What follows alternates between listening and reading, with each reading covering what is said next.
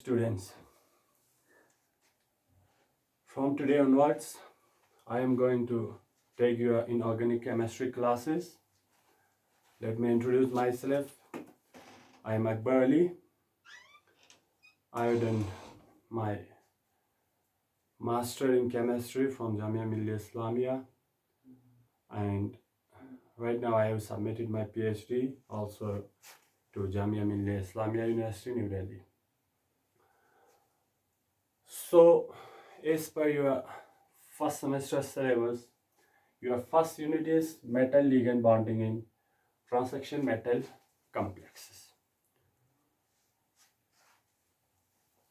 So before starting your chapter, let us revise some basic concept. चलो हम कुछ basic concept revise करते हैं जो कि आपने अपने प्रीवियस क्लास में पढ़े होंगे 12th में, जो कोऑर्डिनेशन केमिस्ट्री में, जिसमें अभी हम यहाँ भी metal ligand bonding in transaction metals पढ़ेंगे। तो इसमें कुछ कंसेप्ट्स है, बेसिक कंसेप्ट्स, उनको हम थोड़ा रिवाइज करते हैं। इसमें आपका जो मेटल लिगेंड बॉन्डिंग है, तो सबसे पहले इसमें एक टर्म है लिगेंड।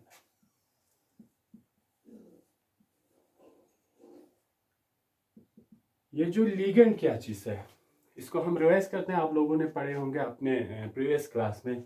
तो ये लिगेंड है वो इसेन या कोई ये एटम हो सकता है, और आयन हो सकता है, या मॉलिक्यूल हो सकता है, which can donate electron to central metal atom. Ligand is an atom or ion or molecules which can donate electron to central metal atom. Means ligand क्या हो है यहाँ पे, ligand जो है वो इलेक्ट्रॉन डोनर है। और जो हमारा मेटल है, मोस्टली मेटल हमारा ये ट्रांसैक्शन मेटल्स, ये मतलब ये इलेक्ट्रॉन एक्सेप्टर्स होते हैं। मींस लिवाइस, ये आपका लिवाइस बेस होंगे। लिगेंड जो जनरली होगा ये लिवाइस बेस होंगे, और आपका जो मेटल एटम एक्ट करता है ये आपका करेगा लिवाइस एसिड। मींस ये आपका इलेक्ट्रॉन एक्सेप्टर का काम करता है और ये आपका इलेक्ट्रॉन डोनर का काम करता है। ठीक है, तो इसी चीजों को हम बेसिस पे लेके आपकी जो मेटल लिगेंड, ये ट्रांसैक्शन मेटल कॉम्प्लेक्स है, इसमें हम इनको ब्रीफली पढ़ेंगे।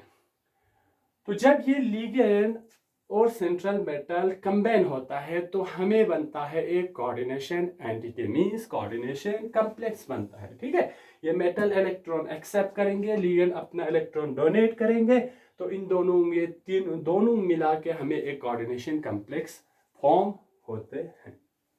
ये कुछ एक बेसिक चीजें हैं जो आपको ध्यान में रखना है आगे बढ़ने से पहले। आपने पढ़े होंगे लेकिन इसको रिवाइज करना अच्छा है, क्योंकि कभी कभी हम भूल जाते हैं। तो ये लिगेंड जो होगा वो न्यूट्रल भी हो सकता है, ये आपका आयनिक भी हो सकता है।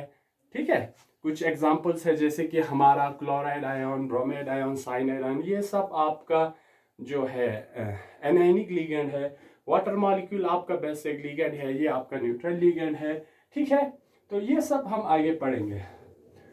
तो ये जो कोऑर्डिनेशन कॉम्प्लेक्स फॉर्मेशन होता है, इसमें बहुत सारे थ्योरीज ट्राई किए हैं कि ये कोऑर्डिनेशन कॉम्प्लेक्स बनता कैसे है। इसमें से आपकी सिलेबस में मेनली क्रिस्टल फील्ड थ्योरी है, लिगेंड फील्ड थ्योरी, और इसको हम मॉडिफाइड मॉलिक्यूलर ऑर्बिटल थ्योरी भी कहते हैं। ये वैलेंस बॉन्ड थ्योरी है जो कि सबसे पहले सक्सेसफुली हमारा कोऑर्डिनेशन कॉम्प्लेक्स पे अप्लाई किया गया था। लेटर ऑन इसमें कुछ ड्रॉबैक्स आए, इसके बाद जो इसमें ड्रॉबैक्स है वो क्रिस्टल फील्ड थ्योरी ने क्लियर किया। इसमें कुछ कमी रहा, इससे कुछ मॉडिफाई होके लिगेंड फील्ड थ्योरी, जो कि generally application of molecular orbital theory माना जाता है। तो देखते हैं सबसे पहले वैलेंस बॉन्ड थ्योरी के बारे में थोड़ा हम यहाँ इंट्रोडक्शन देते हैं। ये आपके सिलेबस में नहीं है लेकिन ये इंपॉर्टेंट है कि इसको भी हम थोड़ा टच करके जाएं। तो ये जो वैलेंस बॉन्ड थ्योरी है वही क्या कंसीडर करता है, ये जो वैलेंस बॉन्ड थ्योरी है वो कंसीडर करता है कि जो कोऑर्डिनेशन कॉम्प्लेक्स बनता है, जो हमारा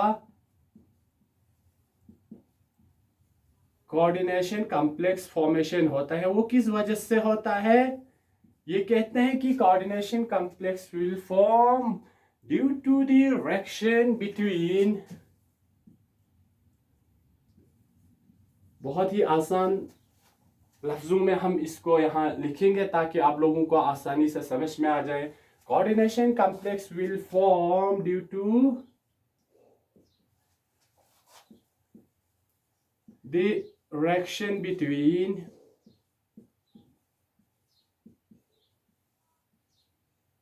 यहां जो है लिगेंड को लिवाइस बेस कंसीडर किया गया है due to the reaction between ligand, जिसको यहां पे लिवाइस बेस कंसीडर करता है। इसका किसके साथ रिएक्शन होगा, due to the reaction between ligands and central metal atom के साथ, जिसको हमने क्या कंसीडर किया है, जो कंसीडर करते हैं लिवाइस एसिड। मींस यहाँ पे जो लिगेंड है वो एज ए इलेक्ट्रॉन डोनर काम कर रहे हैं और दो सेंट्रल मेटल एटम है वो Levi's acid means electron acceptor का काम करता है। यहां तक ये डिफाइन करता है जो सबसे पहला थ्योरी था कोऑर्डिनेशन कॉम्प्लेक्स में। लेकिन अगर हम ये कंसीडर करके चले लिगेंड अपना इलेक्ट्रॉन डोनेट करेंगे और लिवाइस जो एसिड है मीन सेंट्रल में एटम है ये इलेक्ट्रॉन को एक्सेप्ट करेंगे। तो इस थ्योरी को कंसीडर करने के बाद इसमें कुछ प्रॉब्लम्स आया। प्रॉब्लम कहाँ आता है, दो जगहों पे ये जो थ्योरी एक्सप्लेन नहीं कर पाए, मींस यहाँ कुछ ड्रॉबैक आए हैं। वो है एक तो इलेक्ट्रो न्यूट्रलिटी प्रिंसिपल को एक्सप्लेन करने के लिए, और दूसरा है आपका जो कि बैक बॉन्डिंग का केसेस है। यहां ये दो चीजें हैं जहां पे इसने थोड़ा ड्रॉबैक शो किया है। एक हमने क्या कहा, इलेक्ट्रो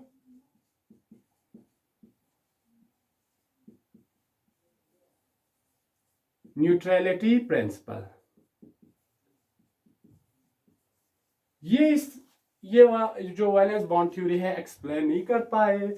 और दूसरा है आपका बैक बॉन्डिंग का।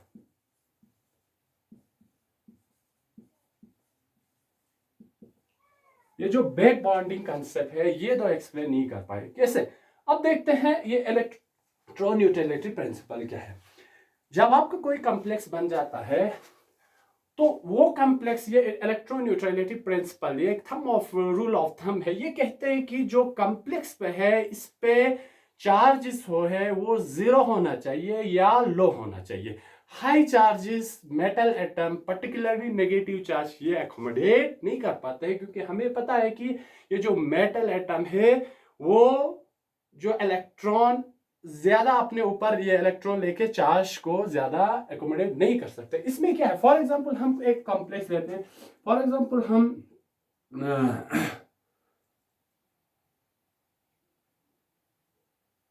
कोबाल्ट सेकंड कॉम्प्लेक्स लेते हैं, for example an octahedral complex लेते हैं कोबाल्ट का, ठीक है। CO कोबाल्ट आपका मेटल एटम हुआ और L6 इसमें हम 3 पॉजिटिव चार्ज, ये आपका एक फॉर एग्जांपल एक कॉम्प्लेक्स है। ये ऑक्टाहाइड्रल कॉम्प्लेक्स है क्योंकि आपका यहाँ पे कितना है, 6 लिगेंड है। तो क्या होगा, अभी आपके पास यहाँ कोबाल्ट पे क्या है, यहां आपके पास कोबाल्ट पे चार्जेस है वो कितना है, 2 है। चार्ज कितना है, 2 पॉजिटिव लेते हैं, कितना है 2 positive, cobalt 2 positive, 2 plus charge आपके यहां कोबाल्ट पे है। तो क्या होगा, जब आपका कॉम्प्लेक्स फॉर्मेशन होगा तो यहां ये जो लिगेंड है, 6 लिगेंड है, वो ये अपना इलेक्ट्रॉन किसको डोनेट करेंगे, ये जो 6 लिगेंड है ये अपना इलेक्ट्रॉन डोनेट करेंगे किसको, इस मेटल एटम को, सेंट्रल मेटल एटम को। सेंट्रल मेटल एटम को जब इलेक्ट्रॉन डोनेट करेंगे तो इसके पास अभी कितना है, +2 चार्ज है। तो क्या होगा, ये जब अपना 12 इलेक्ट्रॉन डोनेट करेंगे, ठीक है, तो इस पे एक्स्ट्रा कितना चार्ज रहेगा, -6 लिगेंड से इस पे चार्ज आएंगे। ठीक है, चार्ज आने पे क्या होगा, इस पे आपके +2 चार्जेस है, इस पे -6 चार्ज है। तो ये 2 प्लस और यहां से 2 माइनस तो कैंसिल आउट हो जाएंगे, लेकिन इस पे एक्स्ट्रा बचेंगे कितने, -4। और ये -4 जो है जनरली ये जो मेटल एटम है वो इतना बड़ा चार्ज एकोमोडेट नहीं कर सकता है। ठीक है, तो यहां ये एक्सप्लेन नहीं कर पाए हैं कि ये जो चार्ज कैसे स्टेबलाइज करेगा ये मेटल एटम। तो यहां जो इलेक्ट्रोन्यूट्रलिटी प्रिंसिपल्स यहां वायलेट हो रहा है, इसीलिए एक इसका ड्रॉबैक है। दूसरा कंसेप्ट हमने कहा है कि इसमें हमारा जो बैक बॉन्डिंग का कंसेप्ट है, ये जो आप आगे आप पढ़ेंगे आपका metal carbonyl complexes. Metal carbonyl complex में क्या होता है, यहाँ बैक बॉन्डिंग शो होता है। मींस जब लिगेंड मेटल को अपना इलेक्ट्रॉन डोनेट करता है, जब यहाँ लिगेंड अपना इलेक्ट्रॉन मेटल को डोनेट करता है, तो क्या होता है, जब इस मेटल पे ज्यादा इलेक्ट्रॉन डेंसिटी बढ़ जाता है और इसके पास खाली नॉन बॉन्डिंग ऑर्बिटल प्रेजेंट होता है, तो क्या करता है, ये जो अपना एक्स्ट्रा इलेक्ट्रॉन होता है वो यहाँ बैक बॉन्डिंग के थ्रू, बैक मींस वापस, एक्चुअली क्या होता है, लिगेंड मेटल को इलेक्ट्रॉन डोनेट करता है, लेकिन बैक बॉन्डिंग में क्या होगा, जब इस पे इलेक्ट्रॉन डेंसिटी ज्यादा होगा और इसके पास भी फिजिबल ऑर्बिटल प्रेजेंट होने से क्या करता है, ये जो अपना इलेक्ट्रॉन है वो वापस लिगेंड के जो नॉन बॉन्डिंग ऑर्बिटल में भेज देते हैं। तो ये क्या होता है, सिनर्जिक इफेक्ट होता है। ये इसको स्टेबलाइज करने की कोशिश करता है, मेटल इसको स्टेबलाइज करने की कोशिश करता है। तो इसी तरह ये जो मेटल लिगेंड बॉन्ड है मोस्टली ये कहाँ प्रेजेंट होता है, मेटल कार्बोनेल्स में, जो कि आप लेटर ऑन अपने दूसरे यूनिट्स में पढ़ेंगे, मेटल कार्बोनेल्स। ये वाला जो यहाँ बैक बॉन्डिंग जो प्रेजेंट होता है वो ये वैलेंस बॉन्ड थ्योरी एक्सप्लेन नहीं कर पाते हैं। तो ये कुछ ड्रॉबैक्स थे इस अपना जो वैलेंस बॉन्ड थ्योरी का। तो इसके बाद इसको क्लियर करने के लिए और एक थ्योरी आया जिससे कि क्रिस्टल फील्ड थ्योरी कहते हैं। क्या आया, इस ड्रॉबैक्स को पूरा करने के लिए और एक थ्योरी आया, और ये थ्योरी आया था लगभग 1929 में। 1929 में इस थ्योरी को दिया गया था हेंस बेथेन ने। ठीक है, ये थ्योरी आया crystal field theory, valence bound theory के बाद क्रिस्टल फील्ड थ्योरी 1929 में साइंटिस्ट हेंस बेथेन ने इस थ्योरी को प्रपोज किया था। ठीक है, जो कि आपके सिलेबस यहां से स्टार्ट होता है, क्रिस्टल फील्ड थ्योरी है। अब आप बहुत ध्यान से देखिए ये थ्योरी क्या कहते हैं। जो ये थ्योरी जो है वो प्योरली इलेक्ट्रोस्टैटिक मॉडल पे बेसिस है। किस पे, इलेक्ट्रोस्टैटिक मॉडल पे बेसिस है। क्या है, इलेक्ट्रोस्टैटिक मॉडल पे बेसिस है अपना क्रिस्टल फील्ड थ्योरी। ठीक है, इलेक्ट्रोस्टैटिक मॉडल बेस का मतलब क्या है, ये जो थ्योरी कंसीडर करता है कि जो मेटल और लिगेंड के बीच में जो बॉन्डिंग होता है वो होता है प्योरली इलेक्ट्रोस्टैटिक इंटरेक्शन होता है। क्या है यहाँ इलेक्ट्रोस्टैटिक मींस यहाँ लिगेंड जो है हमारा, लिगेंड जो है ये इसको नेगेटिव चार्ज माना जाता है। क्या माना जाता है, नेगेटिव चार्ज, एक पॉइंट नेगेटिव पॉइंट चार्ज माना जाता है। और जो हमारा मेटल एटम है, जो जिसको हमने सेंट्रल मेटल एटम कहते हैं, सेंट्रल मेटल एटम, इसको क्या कहते हैं हम, positive, as a positive charge माना जाता है। मींस यहां एक पॉजिटिव चार्ज और नेगेटिव चार्ज के बीच में क्या हो जाता है, इलेक्ट्रोस्टैटिक इंटरेक्शन बिल्डअप हो जाता है। तो ये जो थ्योरी है आपका बेसिक, जो क्रिस्टल फील्ड थ्योरी है वो इस इलेक्ट्रोस्टैटिक मॉडल पे बेसिस है। लिगेंड को हम नेगेटिव चार्ज मानते हैं, मेटल एटम को पॉजिटिव चार्ज माना जाता है। और जहां भी हम कहते हैं कि अपोजिट चार्जेस में क्या होता है, इंटरेक्शंस पैदा होते हैं, और ये इलेक्ट्रोस्टैटिक मॉडल पे बेसिस है आपका लिगेंड फील्ड थ्योरी। तो क्या हुआ कि जब आप कोई कॉम्प्लेक्स फॉर्म करते हैं, ठीक है, आपका लिगेंड क्या करेगा, इलेक्ट्रॉन डोनेट करेगा, मेटल एटम इलेक्ट्रॉन को एक्सेप्ट करेंगे। यहां ड्रॉबैक कहां आ गया, यहां ड्रॉबैक इस पॉइंट पे आ गए कि जब आप लिगेंड से इलेक्ट्रॉन को डोनेट करेंगे मेटल एटम के पास, तो ये तो मॉडल कह रहा है कि अपना जो लिगेंड और मेटल एटम के बीच में जो इंटरेक्शन है प्योरली इलेक्ट्रोस्टैटिक है। यहां कोवेलेंसी की बात ही नहीं करते हैं, कोवेलेंट बॉन्ड की बात ही नहीं करते हैं।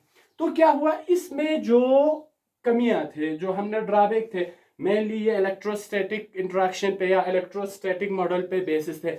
तो क्या हुआ, लेटर ऑन इस क्रिस्टल फील्ड थ्योरी में भी मॉडिफिकेशन हुए। मॉडिफिकेशन मेनली इस बात पे हुए कि ये जो प्योरली इलेक्ट्रोस्टैटिक की बात करता है ये पॉसिबल नहीं है। अब यहां मॉडिफाई होके इसमें कुछ मॉडिफाई हुआ, और मॉडिफाई किस बेस पे, किस चीज पे हुआ, कोवेलेंसी, कोवेलेंसी करैक्टर पे, कि जो मेटल और लिगेंड के बीच में जो बॉन्डिंग होता है इसमें कोवेलेंसी है ही नहीं, मींस कोवेलेंट करैक्टर ही नहीं है, ये इस प्योरली इलेक्ट्रोस्टैटिक की बात करता है।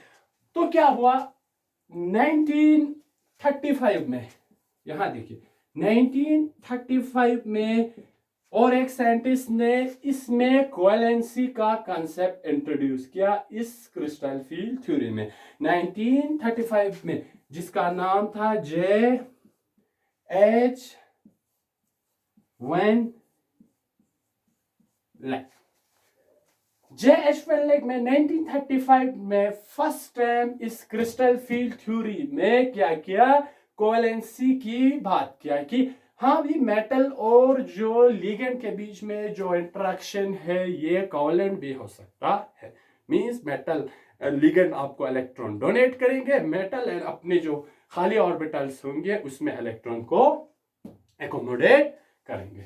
ठीक है, ध्यान रखना है कि जो क्रिस्टल फील्ड थ्योरी इनिशियल में जो हैंस बेथे ने दिया था वो प्योरली इलेक्ट्रोस्टैटिक की बात करता था कि जो लिगेंड को हम एक नेगेटिव चार्ज पॉइंट चार्ज मानेंगे, जो आपका मेटल एटम है इसको हम एक पॉजिटिव चार्ज पॉइंट मानेंगे, तो इन दोनों के बीच में जो पॉजिटिव आयंस है और नेगेटिव आयंस के बीच में इलेक्ट्रोस्टैटिक इंटरेक्शन पैदा होता है, इसी बेसिस पे अपना कॉम्प्लेक्स फॉर्मेशन होता है। लेकिन ये इतना मतलब ये इनके बीच में सिर्फ इलेक्ट्रोस्टैटिक इंटरेक्शन तक महदूद नहीं रहता है। ठीक है, बिसाइड दिस, इसके अलावा भी जो अपने क्रिस्टल फील्ड थ्योरी है इसने बहुत सारे प्रॉपर्टीज ऑफ कॉम्प्लेक्स को, जैसे कि मैग्नेटिक प्रॉपर्टीज है, आपका कलर है, इन सब प्रॉपर्टीज ऑफ मेटल कॉम्प्लेक्स को एक्सप्लेन किया गया है। ठीक है, तो ये जो क्रिस्टल फील्ड थ्योरी में 1935 में मॉडिफाई करके कोवेलेंसी की बात किया गया है।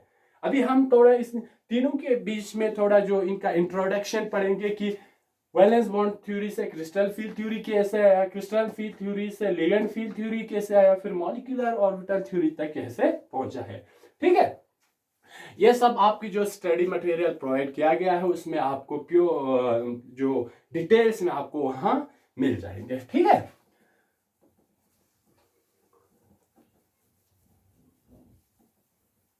तो क्या हुआ, इसमें कोवेलेंसी की बात हो गया। J.H. वैन लैक ने इसमें कोवेलेंसी की बात किया कि भाई जो मेटल और लिगेंड के बीच में जो बॉन्डिंग है वो कोवेलेंट भी हो सकता है, इनके बीच में सिर्फ इलेक्ट्रोस्टैटिक इंटरेक्शन नहीं रहेगा बल्कि कोवेलेंट बॉन्ड कैरेक्टर भी प्रेजेंट होगा। तो यहां से फिर क्या हुआ, क्रिस्टल फील्ड थ्योरी से मॉडिफाई होके फिर लिगेंड फील्ड थ्योरी पे आ गया कि क्रिस्टल फील्ड थ्योरी में जो ड्रॉबैक हुआ वो ओवरकम करके लिगेंड फील्ड थ्योरी, जिसको हम जनरली माना जाता है application of molecular orbital theory. अभी जो सक्सेसफुली जो थ्योरी अडॉप्ट किया है वो मॉलिक्यूलर ऑर्बिटल थ्योरी है, और क्रिस्टल फील्ड थ्योरी और मॉलिक्यूलर ऑर्बिटल थ्योरी की जो बीच में इंटरमीडिएट ट्रांजैक्शंस में हमारा लिगेंड फील्ड थ्योरी आता है।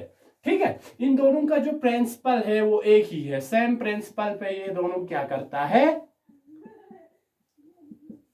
सेम प्रिंसिपल पे ये दोनों अपना लिगेंड फील्ड थ्योरी और मॉलिक्यूलर ऑर्बिटल थ्योरी काम करता है।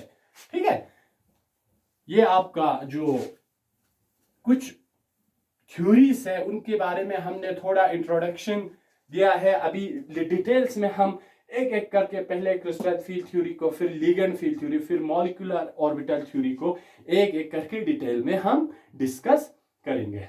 तो पहले हम यहाँ पे क्रिस्टल फील्ड थ्योरी के बारे में डिटेल्स में देखेंगे।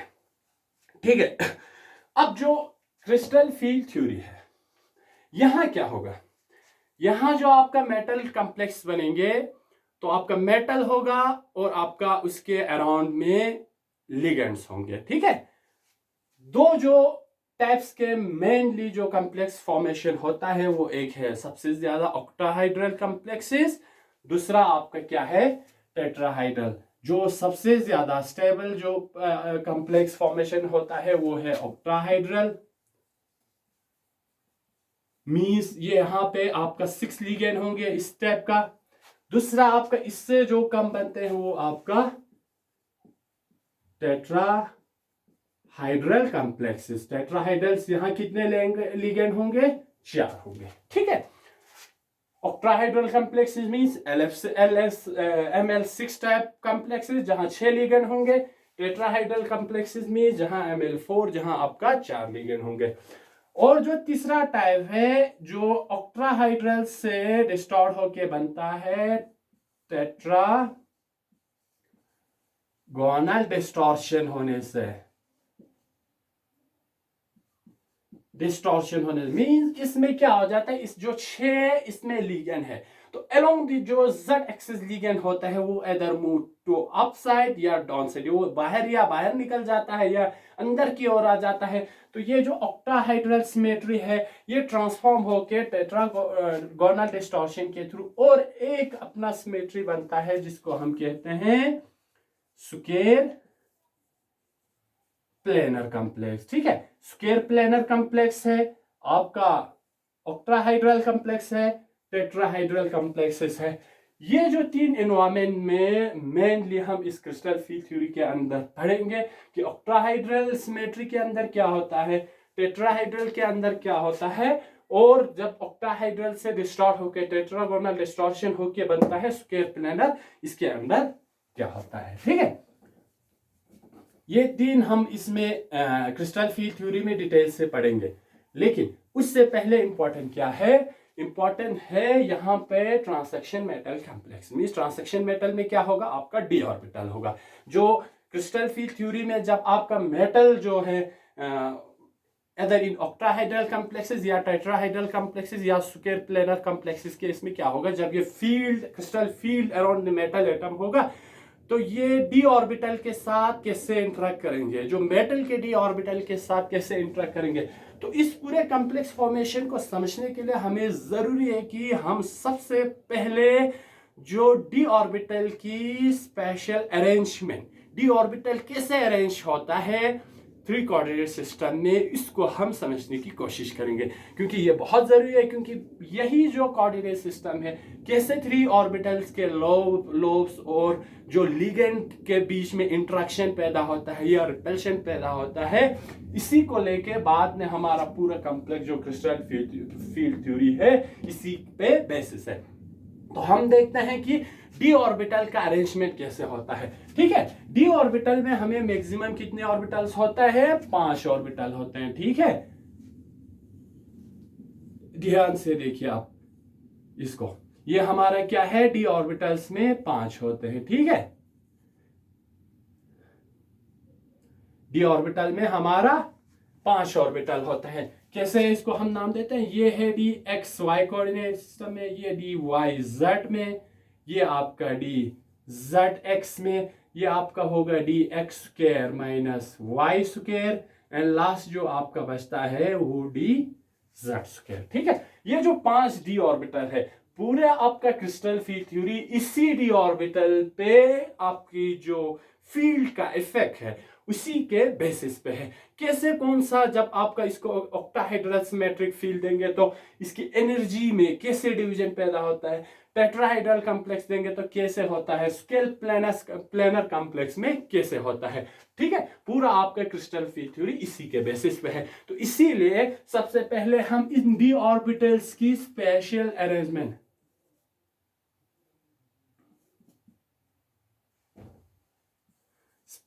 अरेंजमेंट पे हम क्या करेंगे, डिस्कस करेंगे कि ये जो डी ऑर्बिटल के लोब्स होते हैं वो कैसे प्रेजेंट होता है। ठीक है, डी एक्स वाई कैसे प्रेजेंट होगा, डी वाई जेड कैसे प्रेजेंट होगा, डी जेड एक्स कैसे होगा, d x square y square कैसे होगा और डी जेड स्क्वायर कैसे होगा।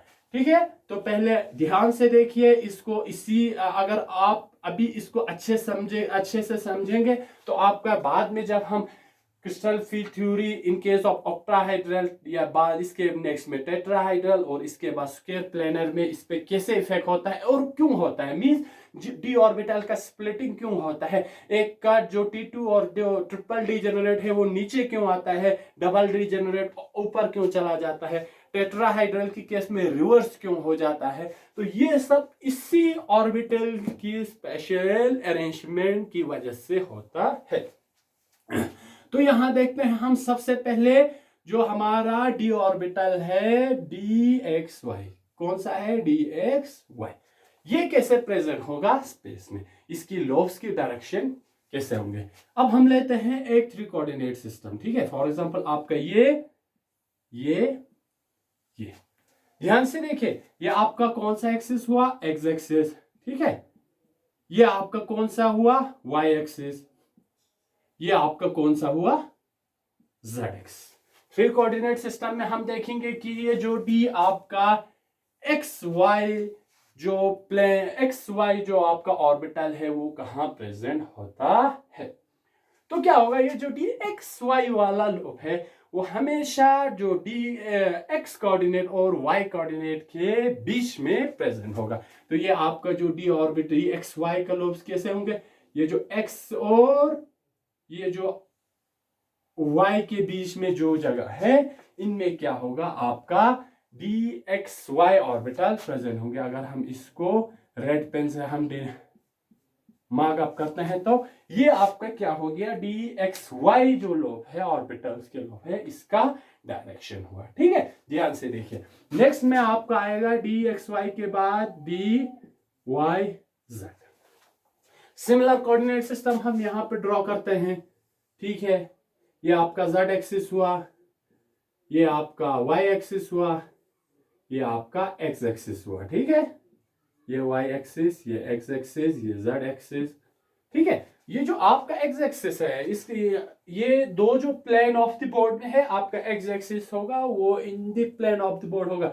एक जो एक्सिस ये बाहर की ओर आएंगे, एक जो है पीछे बोर्ड के पीछे की ओर चला जाएगा। ठीक है, तो ये आपको ये हम जहां पे जो आसानी से ड्रॉ करने के लिए यहाँ पे जो स्लैंटेड एरोज से हमने यहाँ पे डिनोट किया है। एक्चुअली ये क्या होगा, in the plane of the board होगा, नीचे होगा।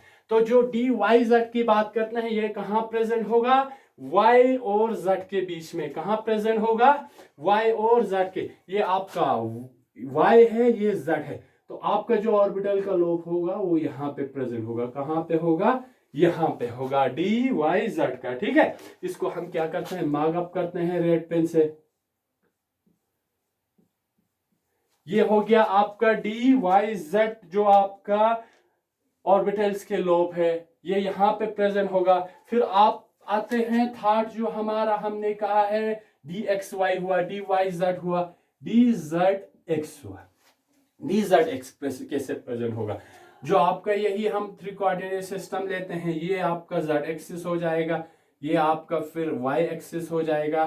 ठीक है, ये आपका x एक्सिस हुआ, ये क्या हुआ, x एक्सिस हुआ। ठीक है, तो देखते हैं हमारा कौन सी इस बार डी जेड एक्स मींस क्या होगा, z और x एक्सिस के बीच में होगा। ठीक है, तो आपका जो लोब्स की डायरेक्शन होंगे वो जो ये x और z के बीच में प्रेजेंट होगा। अगर हम इसको मार्क अप करते हैं तो क्या होगा, ये हो गया आपका डी जेड एक्स ऑर्बिटल्स की लोब के डायरेक्शन। ठीक है, ये क्या हो गया, D Z axis means in between the Z axis and the X axis, ये in between X and Y axis, and this one is in between Y and Z axis. जो आपका फोर्थ जो हमारा डी ऑर्बिटल है वो कहाँ है, d x square minus y square. इसकी डायरेक्शन क्या होगा, यहां आप देखिए both x axis and Y axis है, तो इसके लोब की जो डायरेक्शन होगा वो डायरेक्टली आपकी एक्स एक्सिस और वाई एक्सिस पे होगा। कहां होगा, एक्स एक्सिस और वाई एक्सिस पे। ये आपका क्या हुआ, जेड एक्सिस, जैसे कि हमने ऊपर लिया था यहां भी लेंगे, ये आपका वाई एक्सिस हुआ, ये आपका क्या हुआ, एक्स एक्सिस हुआ। क्या हुआ, एक्स एक्सिस हुआ। तो जो d x square minus y square जो इस डी ऑर्बिटल का लोब कहां होगा, ये फॉल अप होगा आपकी जो एक्स एक्सिस और वाई एक्सिस पे। कहां होगा, एक्स एक्सिस और वाई एक्सिस पे होगा। ठीक है, ये जो एक्स एक्सिस पे एक लोब होगा और दूसरा कहां होगा, वाई एक्सिस पे। तो ये आपकी d x square minus y square जो ऑर्बिटल है उसकी लॉब्स के डायरेक्शन है। क्या है, उसकी लॉब्स के डायरेक्शन है। और जो आपका लास्ट बचता है फिफ्थ, लास्ट क्या बचता है, फिफ्थ जो बचता है आपका डी जेड स्क्र बनता है। क्या होता है, डी जेड स्क्र। ठीक है, इसको आप देखेंगे, जो जनरली जो डी जेड स्क्र है, इसको ये है combinations of two axis orbitals. क्या, कहां से, ये होगा एक d z square x square and d z square y square. ये जो डी जेड स्क्र है इसको हम मानते हैं d z square minus x square and d z square minus y square की कॉम्बिनेशन। इन दोनों की इंडिपेंडेंट कोई एग्जिस्टेंस नहीं रहता, इसीलिए यहां देखिए both d z square and x square and d y square z square and y square में आपकी कौन सा ज्यादा प्रेजेंट है, डी जेड स्क्र। तो जो इलेक्ट्रॉन की डेंसिटी होगा वो अलोंग द जेड एक्सिस यहाँ पे ज्यादा होगा। क्या होगा, अलोंग द जेड एक्सिस ज्यादा होगा। तो इसकी स्पेशल जो अरेंजमेंट होगा इनके लोब्स की कैसे होगा, ये आपका जेड एक्सिस हुआ, ये आपका वाई एक्सिस हुआ। ठीक है, ध्यान से देखिए, ये आपका क्या हो गया, ये आपका एक्स एक्सिस। तो यहां क्या होगा, ये जो डी जेड स्क्वायर है वो कॉम्बिनेशन है d z square minus x square and d y z square y square के। इन दोनों को मिला के हम जनरली, क्योंकि इनका इंडिपेंडेंट एग्जिस्टेंस नहीं रहता है, तो इन दोनों को मिला के जनरली हम लिखते हैं डी जेड स्क्वायर। तो यहां पे क्या है, इलेक्ट्रॉन की डेंसिटी जो है वो जेड एक्सिस पे बहुत ज्यादा है, तो इनकी जो डायरेक्शन ऑर्बिटल की लोब है वो कहां रहेगा, अलोंग दी जेड एक्सिस रहेगा। कहां रहेगा, अलोंग दी जेड एक्सिस रहेगा। ये जो जेड एक्सिस की अलोंग इसकी ऑर्बिटल्स की क्या रहेगा, लोब्स की डायरेक्शन रहेगा। और जो यहां पे आप देखेंगे एक्स स्क्वायर के एक्सिस में भी थोड़ा है, वाई स्क्वायर की एक्सिस में भी थोड़ा है, तो इसको जनरली हम ड्रॉ करते हैं इस तरह। वो इसको हम कहते हैं डॉगनेट रीजन, इसको डॉगनेट रीजन भी कहते हैं, या इसको कॉलर रीजन भी कहते हैं, कॉलर रीजन भी कहते हैं इस एरियाज को। क्योंकि इसमें आप देखेंगे जो मैक्सिमम इलेक्ट्रॉन डेंसिटी है वो टुवर्ड्स जेड एक्सिस पे है, और थोड़ा इसमें एक्स एक्सिस पे भी है, वाई एक्सिस पे भी है। तो इसको जनरली सबको इस एक्स एक्सिस और वाई एक्सिस को हम डिनोट नहीं करते हैं। जो इलेक्ट्रॉन की डेंसिटी है वो ज्यादा है टुवर्ड्स जेड एक्सिस, इसीलिए जो ऑर्बिटल की लॉब्स होगा उन वो डायरेक्ट करेगा टुवर्ड्स द जेड एक्सिस। और यहाँ पे जो एक्स एक्सिस और वाई एक्सिस में इलेक्ट्रॉन की डेंसिटी थोड़ा प्रेजेंट होगा, वो जनरली हम शो अप नहीं करते हैं, और इस एरिया को कहते हैं डॉगनेट रीजन और कॉलर रीजन। तो बहुत ध्यान से समझिएगा कि ये जो डी ऑर्बिटल्स की लॉब्स की डायरेक्शन, क्योंकि यही बाद में इसी डायरेक्शन के बेस पे आपकी डी ऑर्बिटल की क्या होगा, स्प्लिटिंग होगा। क्या होगा, स्प्लिटिंग होगा। क्योंकि अगर आपका लिगेंड इन जो ऑर्बिटल के लोब्स के डायरेक्ट में आएंगे तो इनमें क्या होगा, इलेक्ट्रॉनिक इलेक्ट्रॉन रिपल्शन ज्यादा होगा, तो इनका जो डायरेक्शन है जो एनर्जी है वो बढ़ जाएंगे। लेकिन जो इन बिटवीन द एक्सिस जो लॉब्स है, इन बिटवीन द एक्सिस में जो एक्स और वाई के बीच में जो है उनकी डायरेक्शन और जो लिगेंड बाहर से आता है उनकी डायरेक्शन अलग होता है, तो इनके बीच में जो रिपल्शन रहता है वो कम रहता है, इलेक्ट्रॉन इलेक्ट्रॉन रिपल्शन कम रहता है। जब इलेक्ट्रॉन इलेक्ट्रॉन रिपल्शन कम रहेंगे तो क्या होगा, इलेक्ट्रॉन इलेक्ट्रॉन रिपल्शन कम रहने से क्या होगा, आपकी जो एनर्जी है उस पर्टिकुलर डी ऑर्बिटल की कम हो जाएंगे, ठीक है। और कम होने से आपकी जो डी ऑर्बिटल की प्रॉपर्टी है वो भी चेंज हो जाएंगे, ठीक है। तो ये जो डी ऑर्बिटल्स के जो स्पेशल अरेंजमेंट है, mean direction of the lobes है, ये बहुत इंपॉर्टेंट है। इसीलिए इनको समझने की बहुत जरूरी है। ये ज्यादा टफ नहीं, आप एक बार अगर अच्छे से समझ लेंगे कि कौन सी प्लेन में ये जो डी ऑर्बिटल्स के डायरेक्शन रहते हैं, तो वहां से आपको आसानी से पता चल जाएगा कि यहाँ डी एक्स वाई कहाँ रहेगा, डी वाई जेड कहाँ रहेंगे, डी जेड एक्स कहाँ रहेंगे, d x square minus y square कहाँ रहेंगे, और डी जेड स्क्र कैसे रहेंगे। ये है आपकी जो डी ऑर्बिटल्स के डायरेक्शन, ठीक है। ये ध्यान से इसको आप समझिएगा। नाउ इसके बाद जो आता है आपका जो डी ऑर्बिटल्स है, ठीक है, एक मेटल के पास जो डी ऑर्बिटल्स है, ठीक है, क्या है डी ऑर्बिटल्स, 5 डी ऑर्बिटल्स है। क्या है आपका